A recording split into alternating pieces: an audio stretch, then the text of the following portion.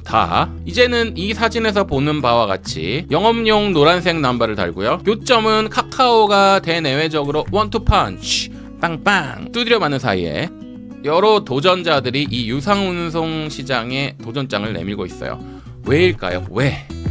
머니 해도 돈이 많으면 좋겠지만 뭐니 해도 머니겠죠. 경쟁사 콜 차단 행위에 대해서 약 720억을 받았고 알고리즘 조작 혐의로 270억, 둘이 합쳐서 거의 1000억 가까이 두드려 맞을 위기에 처했습니다. 국토부가 계속해서 이렇게 노란 남발을 남발하게 되면 결국에는 택시들이 늘어나는 증차 효과입니다. 지금 감차를 해도 모자라는 상황에 증차를 한다? 플랫폼 사업들을 계속해서 장려하고 개인 택시들을 죽이기는 시작됐다. 승차난도 해소됐고 이런데 계속해서 공급에만 눈이 쏠려 있어요. 지금도 빈차 대란으로 너무너무 힘든데 앞으로 택시기사들 다 죽어나게 생겼습니다. 우리 개인 택시는 지난 50년간 사고 없이 굳건히 자리를 지켜왔고 우리 시민 여러분들의 안전한 발이 되어주고 있어요. 오히려 택시기사들이 두드려 맞았으면 맞았지 손님들을 해하거나 손님들의 목적지까지 이동하는데 누가 되는 행동을 하는 택시기사는 단 한 명도 없습니다. 아니 택시 자격증도 없어도 일할 수 있는 이런 기사들한테 여러분의 안전, 이런 최소한의 안전장치도 없는 유사의 유사를 더한 객체들이 진입이 된다면 시민 여러분의 안전은 누가 책임을 지는 겁니까? 카카오는 양반이 없다. 더한 것들이 몰려와요. 택시 시장의 교란. 파파, 분명히 인천 넘버인데 서울 도심을 헤집고 다니잖아요.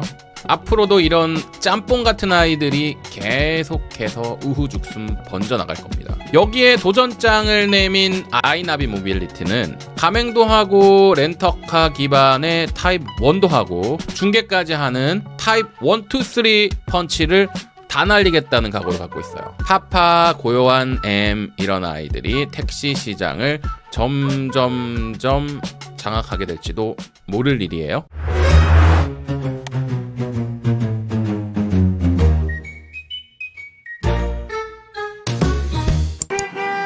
안녕하세요. 여기는 이영민의 개인 택시입니다. 오늘 내용 우리 업권에서 아주 중요한 얘기가 될 테니까요.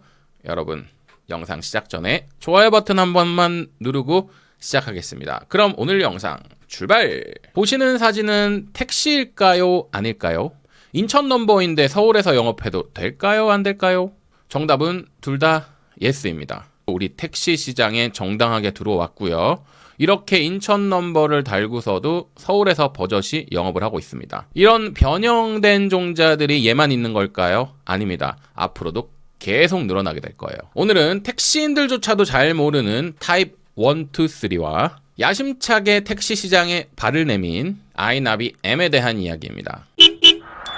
개인 택시에게는 늘 도전과 위협이 있습니다. 택시 단체들이 너도 나도 자기 배만 불리고 택시 종사자들의 처우와 복지는 멀리하는 사이에 택시 시장은 이미 주도권을 빼앗긴 지 오래고 우리들의 파이도 점점 줄어들고 있어요. 과거에도 그랬고 지금도 그렇고 앞으로는 더 심해질지도 모릅니다. 택시 가격만 마냥 올라간다고 좋아할 일이 아니라는 얘기예요. 무인 택시의 도전은 차라리 조금 먼 얘기라고 치더라도 현재 카카오가 공정위에게 1, 2 펀치 둘이 합쳐서 거의 과징금 1000억을 두드려 맞는 사이에 여러 업체들이 유상운송 시장에 발을 들이밀고 있어요. 우리는 챌린지를 받은 거죠. 챌린지를 받은 우리는 어떻게 대응해야 될까요? 오늘 영상을 계속 보시면 여러분께서 답을 얻어내실 수가 있습니다. 여러분 먼저 이 기사 한번 보실까요?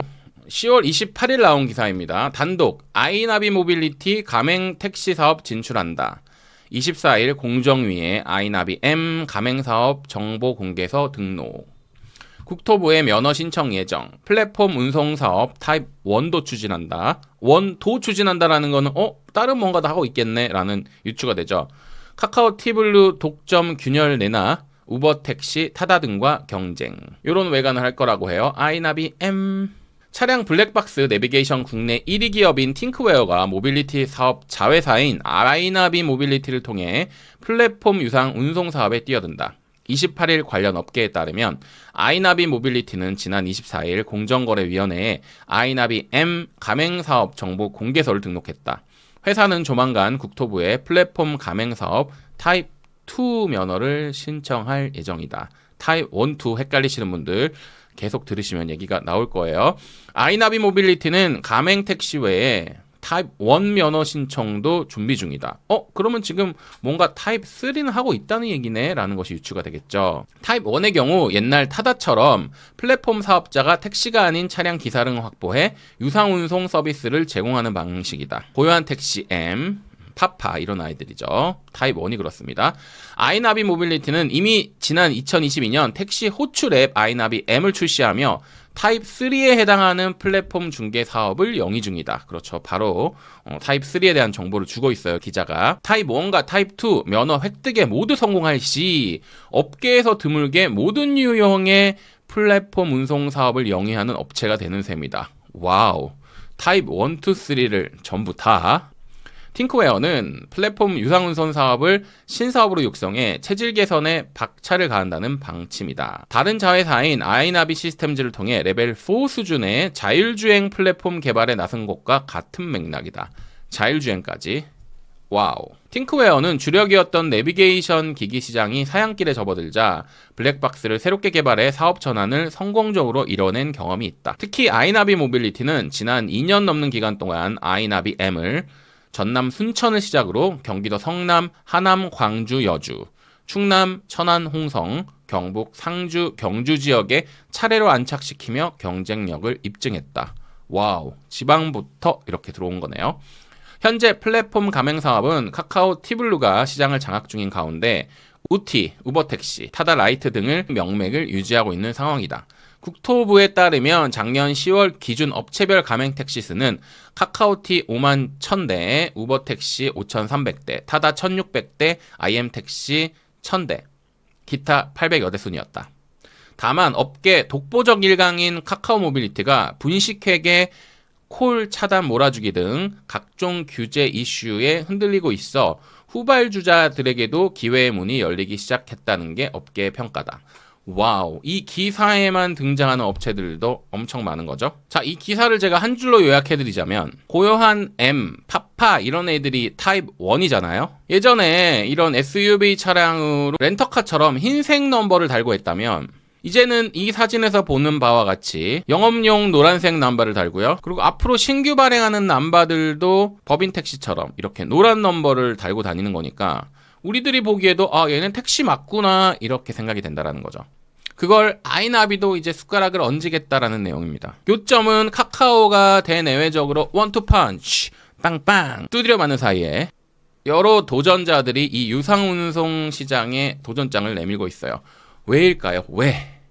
머니 해도 돈이 많으면 좋겠지만 머니 해도 머니겠죠. 이 기사처럼 아이나비는 지금 타입 1, 2, 3를 다 하겠다라는 야심찬 계획을 갖고 있는데 아까 보여드렸던 이 일부 지역처럼 지역콜 자체도 이 단말기를 아이나비 M으로 하게 되면 아이나비는 그야말로 타입 1, 2, 3를 다 갖추는 전무후무한 아이가 될 것 같아요. 플랫폼 운송사업 타입 1, 2, 3 얘기 좀 해봅시다. 택시 구독자라면 그리고 특히나 제 구독자라면 플랫폼 운송사업의 타입 1, 2, 3 정도는 알고 계셔야죠. 보시는 그림처럼 타입 1은 운송으로 기억하시면 되고 타입 2는 플랫폼 가맹으로 기억하시면 되고 플랫폼 타입 3는 중개로 기억하시면 됩니다. 타입 1부터 살펴드리자면 타다, 파파, 고요한 M 생각하시면 돼요. 택시가 아닌 아이들이 택시로 편입되는 거죠. 타입 2는 플랫폼 가맹이라고 하는데 기존 택시 사업을 가진 사업자들의 변신이에요. 개인 가맹도 될 수 있고 법인 가맹도 될 수 있고 IM 택시도 됩니다. 타입 3 같은 경우는 플랫폼 중개 사업인데요. 카카오티나 우버, 타다, 온다택시 등이 있습니다. 그리고 타입 2와 지역콜 얘기 좀 더 해볼게요. 아까 기사에서 봤던 이런 지역들 있잖아요. 전남 순천, 경기도 성남, 하남, 광주 등 이 내용에 나오는 지역들처럼 아이나비는 계속해서 자신들의 섹터를 늘리려고 할 것이고요. 현재는 타입 3로 지역콜 중개만 하고 있지만 타입 2까지 런칭하게 되면 지역 가맹 택시를 모집해 운영하게 되고 점차 본인들의 섹터를 늘려나갈 수 있게 되는 겁니다. 그런데 현재 카카오가 공정위로 받은 챌린지, 공정위로 받은 규제와 가징금이 상당한 수준이죠. 경쟁사 콜 차단 행위에 대해서 약 720억을 받았고 알고리즘 조작 혐의로 270억. 둘이 합쳐서 거의 1000억 가까이 두드려 맞을 위기에 처했습니다. 창사 이래 최고의 역경이 될 전망이에요. 국토부는 몇 년 전부터 이 유사 택시에 대한 오픈마인드 기조를 유지해 왔어요. 국토부 블로그예요. 다양한 택시 호출 서비스 제도권으로 속속 진입. 여객시장 내 다양한 플랫폼 사업자들이 제도권 내에서 안정적으로 영업할 수 있도록 운송 플랫폼 사업을 신설한 후 다수의 플랫폼 사업자들이 제도권으로 속속 진입하고 있습니다. 그리고 여기에 탄력 요금제가 등장을 하는데 특히나 IM택시 같은 경우는 탄력 요금제를 적용받고 있죠. 공급 택시 한 대당 호출수 1.1배 이상일 때 1,000원, 5배 이상일 때 2,000원, 10배 이상일 때 3,000원 등의 중개요금도 부과되고 탄력요금도 별도로 적용받고 있어요.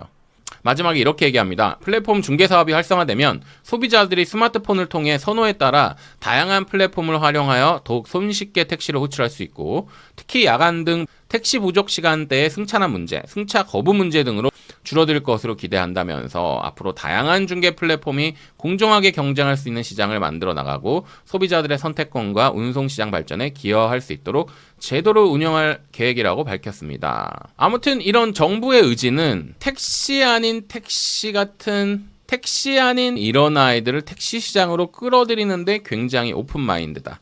요거는 확실히 알 수가 있죠. 그런데 말입니다.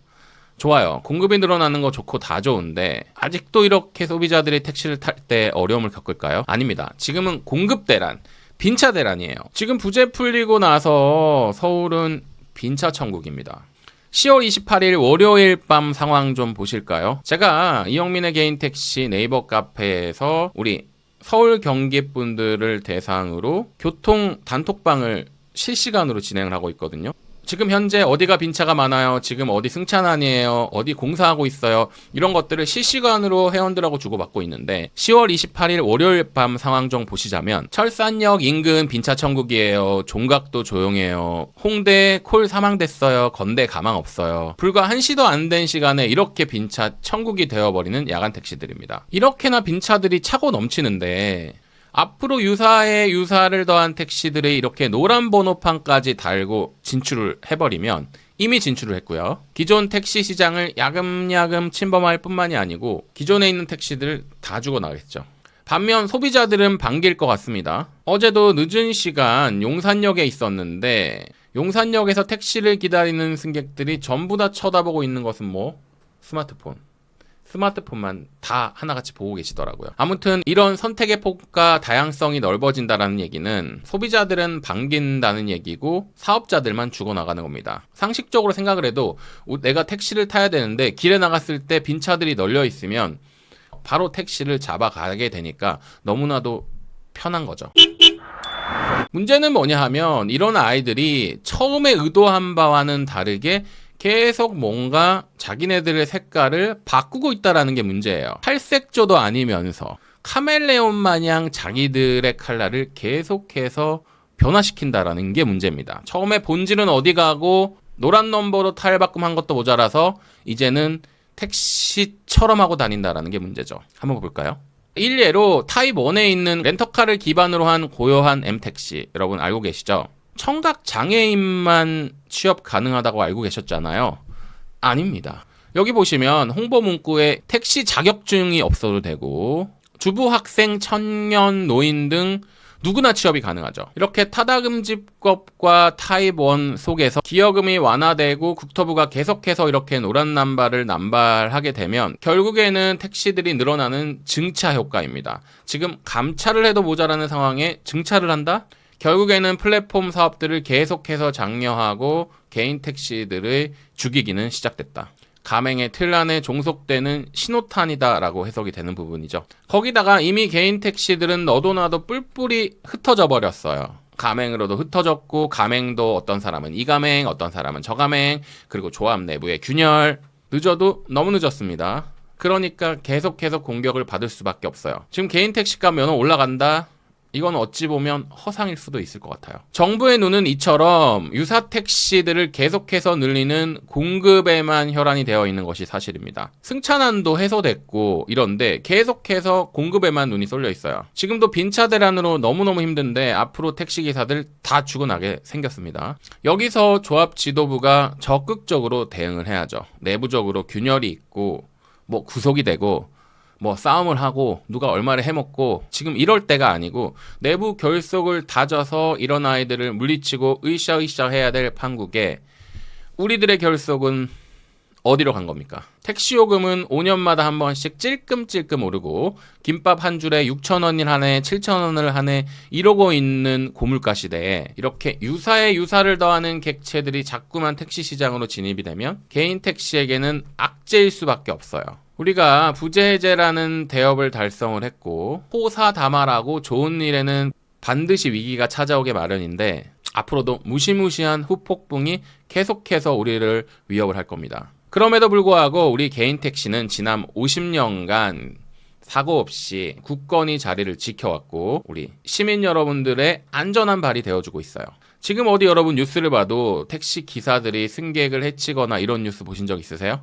저는 없어요. 오히려 택시기사들이 두드려 맞았으면 맞았지 손님들을 해하거나 손님들의 목적지까지 이동하는데 누가 되는 행동을 하는 택시기사는 단 한 명도 없습니다. 그런데 조금 전처럼 이렇게 유사에 유사를 더하는 객체들이 진입하게 되면 아니 택시 자격증도 없어도 일할 수 있는 이런 기사들한테 여러분의 안전, 택시의 다수를 차지하는 여성분들 안전하게 집에 가실 수 있을 것 같습니까? 우리 택시들은 최소한 택시 면허를 따게 되면 여러 가지 범죄 조회를 하고서 면허를 얻을 수가 있게 되는데 이런 최소한의 안전장치도 없는 유사에 유사를 더하는 객체들이 진입이 된다면 시민 여러분의 안전은 누가 책임을 지는 겁니까? 경제는 지금 최악을 달린다라고 하고 있고요. 특정 심야 시간에 한두 시간을 빼고 나머지는 전부 다 빈차 대란인데 대다수를 차지하는 빈차 대란을 희생하기에는 전국 100만 택시 가족의 생계는 앞으로도 계속 요원해질 것만 같아요. 택시 요금은 2년마다 반드시 인상해야 될 것이고 이제는 공급이 아닌 빈차 대란에도 조금 초점을 맞춰서 우리 역시도 경쟁자들을 어떻게 대응할 것이며 우리 내실도 어떻게 다질지를 고민해야 될 시기인 것 같습니다. 네, 여러분 장시간 제 유튜브 시청해주셔서 감사드립니다. 여러분 가시기 전에 구독과 좋아요 버튼 클릭 엄지척 따봉 꼭 눌러주시길 부탁드릴게요. 이상 여기는 이영민의 개인 택시였습니다. 여러분 좋은 하루 되세요. 감사합니다.